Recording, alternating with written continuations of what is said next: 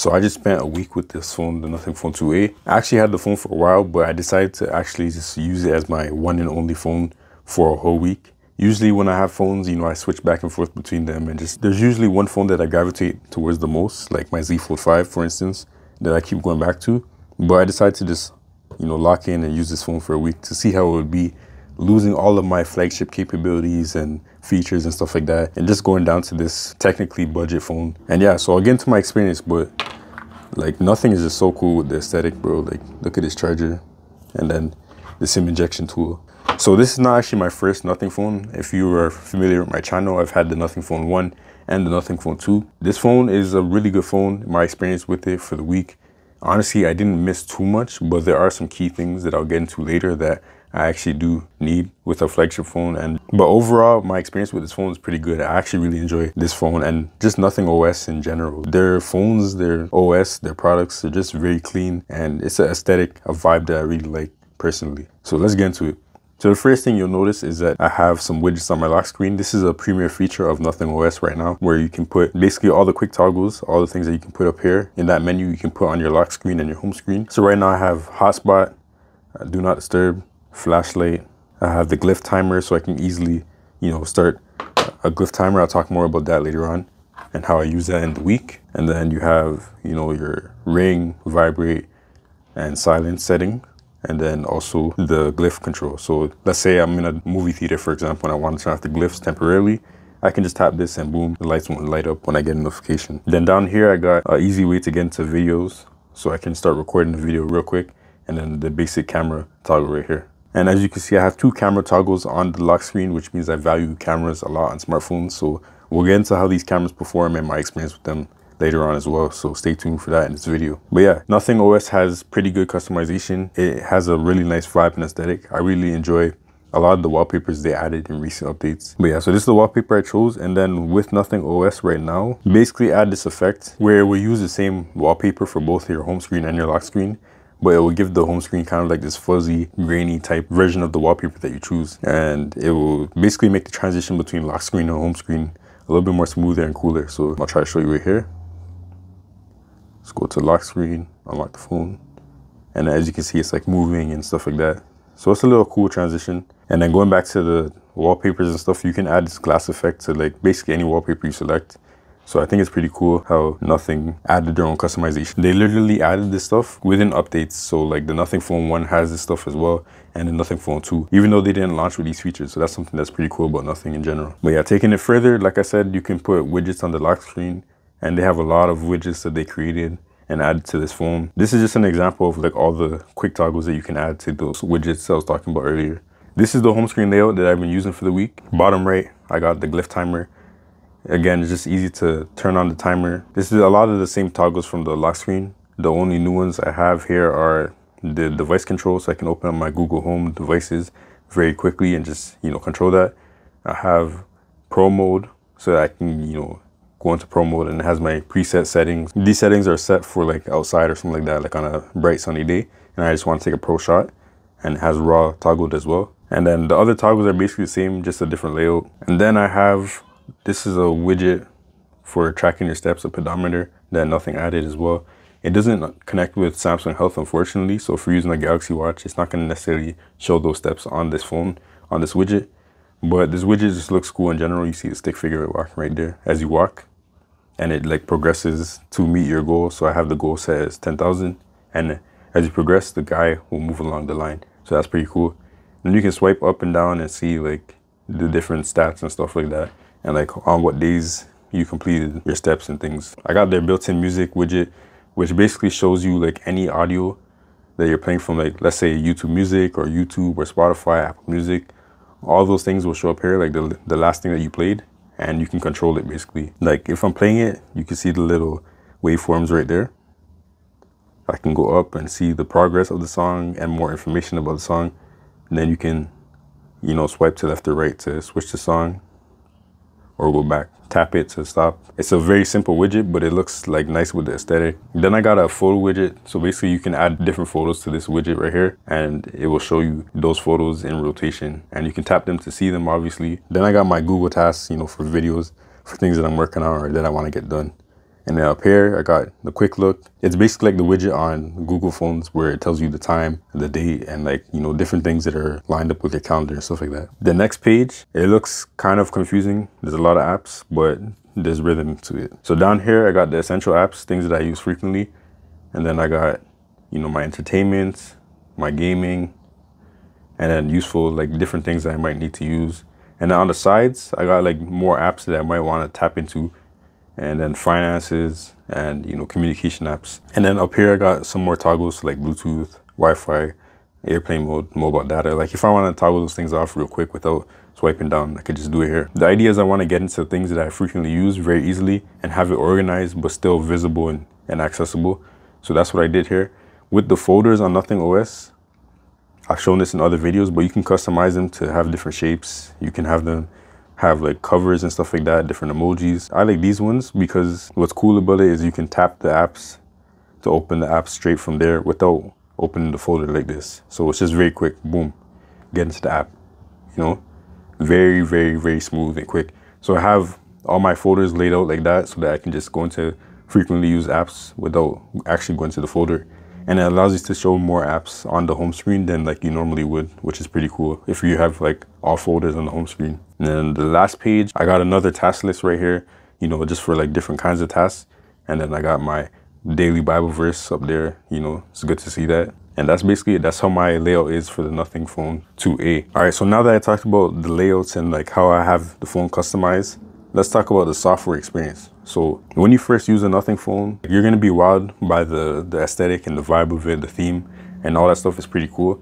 But overall, the software is very simple. It's very stock OS. It's literally like Google software, but then with Nothing's like little 1-2 features that they added, like the widgets and the folders and stuff like that, the glyph lights. But it's good, it's clean, it's smooth, and it's fast. One thing I really love about Nothing OS is the animations. Hopefully you can see in the video, but the animations are probably smoother than even Pixels. Like they really tweak the animations. In previous updates, sometimes they'll say like, you know, tweak the animation to be smoother in this circumstance, in this instance. So I really think that the tweaking that they put into the animations actually paid off, and the transitions are just smoother in my opinion. Multitasking is literally like Pixels, except it has pop-up view, which I'll show, but you just go into split screen like that. Then you can select from only the apps that are open already. So let's say I want to split screen with 2 apps that are not open. I'm gonna have to open one app, and I'm gonna have to open the other app, and then I go up and I can start the split screen and choose those 2 apps that I just opened. So that's a little tedious compared to other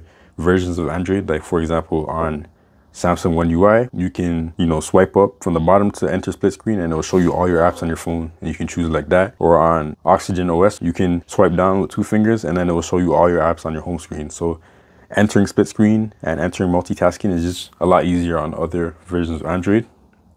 But overall, I'm just happy that it's here anyways. So I use split screen every day, and yeah, it's just a decent feature.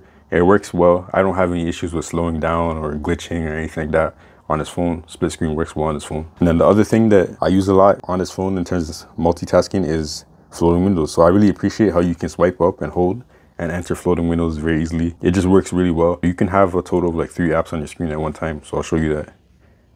Split screen, 2 apps there, gallery, floating windows, and boom, now I got 3 apps on my screen at one time. I got Google Chrome, Bible app, and gallery. I can interact with all of them as I need to. So multitasking is not bad on this phone. I just wish that there was easier ways to get into it. Another thing that I wish was better on this software is editing your home screen. So like you can grab an app and swipe with the other finger to, you know, move between all the pages, which is cool. But like you literally, if you want to make folders and stuff like that, like this, all this layout took me a long time, like hours to set up my phone how I wanted to set it up. Like it's very tedious on this phone. You can only move 1 app at a time, and you can only move 1 widget at a time, and there's no editing mode. Like it's literally just, you move something and that's it. Then if you want to customize the app or a widget, you got to tap and hold it, you know? So like it's very tedious to do all that stuff one by one.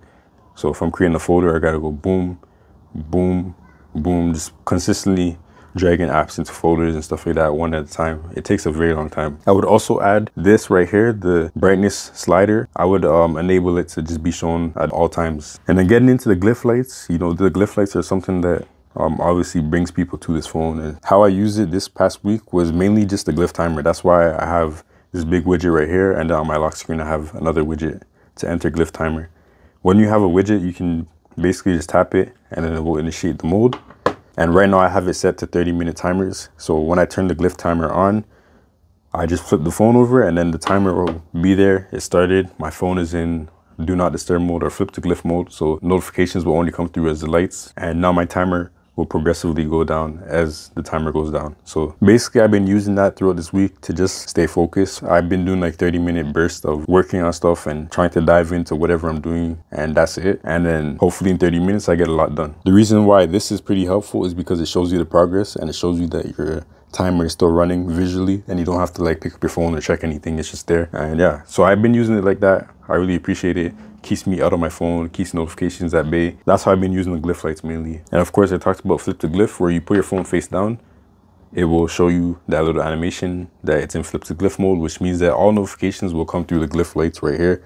These lights, no vibrations, no sounds, like I said before. And certain apps, if you put them as essential glyphs, they will light up and they will stay lit until you deal with them. But other apps, it will light up if you're not in do not disturb mode and let you know that a notification came through, but that's it. Then you also have specific patterns for specific contacts on your phone. Let's say I can make this one light up only. Then that means I know that it's my mom calling, or this one lights up only. I know my wife is calling. Or I can go 1, 2, 3, and I know that my mother-in-law is calling. I can assign specific patterns to different contacts. It allows you to be aware, but also not distracted. So I've been using it like that. And that's basically, I don't really use the glyph lights for too much other than the timer and flip to glyph. Occasionally I will use the flashlight. So you can use the glyph light as a flashlight by tapping and hold the flashlight here. I like using it over the actual flash because it's not as harsh as the normal flash is. So, you know, you can just use it whenever you want, whenever you need a flashlight, and that's it. So now moving on to battery life. For the past week, this phone has been a battery champion, bro. This is one of the best battery life phones that you can get right now on the market, I believe. It's just crazy. It has a 5,000 milliamp battery, which is already a decent sized battery. But then the chip, the software, the optimization, everything is just very, very good on this phone. This battery just lasts a really long time. So you're gonna see the screen on time on the screen, but there was like 2 days in the week where I literally didn't charge the phone for 2 whole days. Like I took the phone off the charger and it lasted for like the next like 24 hours plus. So the battery life is just insane with this phone. You can easily get like 8 to 9 hours of screen on time. Even with heavy usage, you can get around like 8 to 9 hours, to be honest. With light usage, if you turn off 120 hertz and you turn off always on display and you're using your phone to a minimum or whatever, this phone could easily last you a couple of days in the week. Like certain people could probably just charge this phone once a week and they're good. The charging speeds are decent. It charges at 45 watts at the max, which is good. It's an improvement over the phone 1. But the only thing that lacks in terms of battery life and charging is wireless charging. There is no wireless charging on this phone, which is unfortunate. I have this MagSafe ring on, but it's not for charging. It's literally just for my MagSafe accessories, like the tripod or in my car. I wish I had wireless charging because I have wireless chargers all over my house. And my car, my Tesla, has 2 wireless chargers that I use pretty often. So it's a little unfortunate that it doesn't have that, but it is what it is. I can live without it. The next thing I'll talk about are the cameras now. So 2 50 megapixel cameras, 1 wide camera, and then an ultra wide camera. The cameras are pretty good. I think that they take high quality images. And then you have different options like pro mode, and you can shoot in RAW and stuff like that. For like the actual price range, like if you get it for like $400 US, around $500 Canadian, I think it's a pretty good camera system. You know, it does the job well. However, video quality, like even that is pretty decent, but it's not the best. The quality, it's just not sharp. It lacks a lot of details. There's noise, there's shakiness. The stabilization is not as good as many other phones. The video quality is something that I kind of run away from, to be honest. When I'm using this phone, I mainly just shoot, you know, pictures, and I'll only shoot videos if like it's my, because it was my phone, right? So I had to use it for filming videos this week. The video quality is good enough. People are not going to look at it and be like, oh, this is trash, or like, no one's going to complain about seeing the video quality of this phone, but it's not the best. It's not even like the minimum that I would personally want to use for videos. Even on social media, I personally wouldn't want to post the videos from this phone, but I don't think they're bad. I don't think they're terrible. I don't think people on social media are going to be like, yo, what is this? I think it does the job, you know, it's good enough, but it's definitely not my favorite video performance from a phone camera. But other than that, I think they've done a pretty good job. They've tuned the photos pretty well, and they continue to work on it. So overall, good enough, but not amazing. So in terms of gaming performance, I haven't really played too many games this week. Honestly, I only really played MapleStory Mobile and MapleStory Mobile runs pretty easily on most devices. With this phone, it worked pretty well. There was one day, I think it was like yesterday, where the game started to like kind of slow down when you weren't interacting with the screen. I think it was a way to like, you know, optimize the power consumption and stuff like that. It's just an interesting thing to note, but overall the performance has been pretty good. I had no issues playing MapleStory Mobile on this phone, and I know that other games run well, like other games that I play, like TFT, Wild Rift, Pokemon Unite, they all work on this phone, no problems. But this is the main game that I played this week. My character is auto battling right now, and yeah, no issues with that. So yeah, performance is good enough. I think you can literally play anything on this phone. You're just not gonna be able to play at the max settings for certain games like Genshin Impact, obviously. This phone also does have 12 gigs of RAM, so like it will hold things in the memory pretty well. And yeah, it's a really good overall package for what you're paying for, to be honest. I think Nothing does a good job of maximizing performance, optimization, and price with everything that they pack into all their phones. All right, so now let's get into the things that I miss from all the flagship phones that I normally use. So the first thing that I'll talk about that I miss from flagship phones in general in my week with this phone as my main phone is the cameras. I just talked about the cameras, and I think they're pretty decent for what they are, but I'm used to having really good cameras, and even like the Z Fold 5 has, like, I would say way better cameras than this. Like at first glance, the photos might be similar, but I think the Z Fold 5 has a lot more depth and a lot more potential. And just the OnePlus Open, like the S24 Ultra, 15 Pro Max, all those cameras are way better than these cameras, obviously. So I definitely miss having good cameras, and just like the video aspect, you know, being able to take high quality videos or good enough videos for my standard. I miss that for sure with this phone. Then the next thing is having a large display.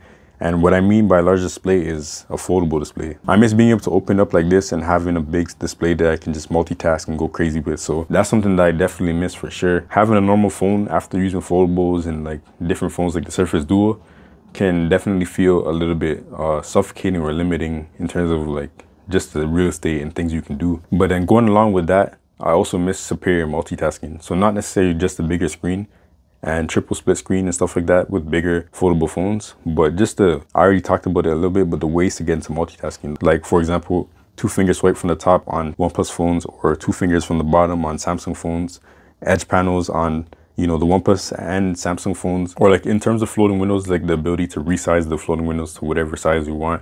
I miss that for sure on Samsung phones. And then app pairs, that's something that I miss. So yeah, that's in terms of multitasking, those are the things that I mainly miss. Home screen editing mechanics can be way better. I think the OnePlus Open has the best home screen editing mechanics. Like you can tap and hold multiple apps, move them to multiple pages. It's like a editing mode where you can move widgets around and it won't like exit of that mode. You can just keep doing that. Another Samsung specific feature I miss is having folders in the app drawer. That's something that I use all the time. I like to have all my apps organized in different categories. So even though I have some apps on the home screen and stuff like that, the edge panel, whatever, I like to have my app drawer organized by types of apps so that I can, if I need to go into my app drawer, I can find them very easily. And then the next thing is stylus support. I know a lot of phones don't support styluses, but being able to have a stylus to like edit photos and stuff like that is just really priceless for me. For example, I'm always working on like photos and thumbnails and stuff like that. A friend of mine asked me to create them like a little logo or something like that. So I was doing that on this phone, making a bunch of different drafts and stuff like that. And like it was doable, you know, I could definitely do that on regular phones, but having a pen to like finally can go around things in fine detail and like, you know, more accurately select things and stuff like that and move things around, navigate the menus and stuff like that. So that's what I miss about stylus for sure. And then the last thing, I already mentioned this, but it's wireless charging. This phone has amazing battery life and it doesn't necessarily need to wirelessly charge. But let's say like it's at 30%, I could just top it up throughout the day and then boom, this phone will continue to live on. It will have the immortal Jutsu like Orochimaru and just keep charging up his battery and it doesn't die. So that would be pretty sick if I could do that. But overall, speaking about the Nothing Phone 2A and my experience using it for a week, you know, not using any flagship phones at all, just completely using this phone. This phone is a really good phone. I really enjoy my time with it. I think the software is great. Like I said, battery life is amazing. Cameras are decent. They're good enough for what you're paying for. Charging speeds are good. I just wish it had a little bit more to it. But the phone 2A, it's a really good phone, man. It's a really good budget phone or lower price phone for sure. And the aesthetic is just unmatched. Like I think this is one of the best phone designs. Top of the plastic design, you know, plastic adds to durability. People don't like plastic, but I like plastic.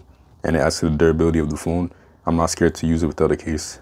So yeah, my experience in the last week has been amazing with the Nothing Phone 2A.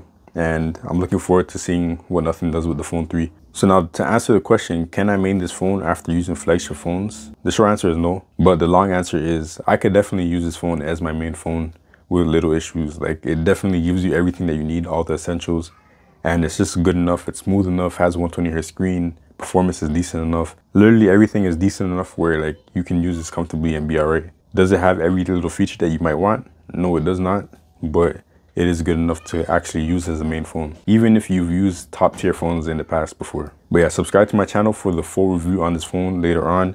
I'm gonna definitely dive a little bit deeper and talk about like everything about this phone. So subscribe for that, and we out. Peace.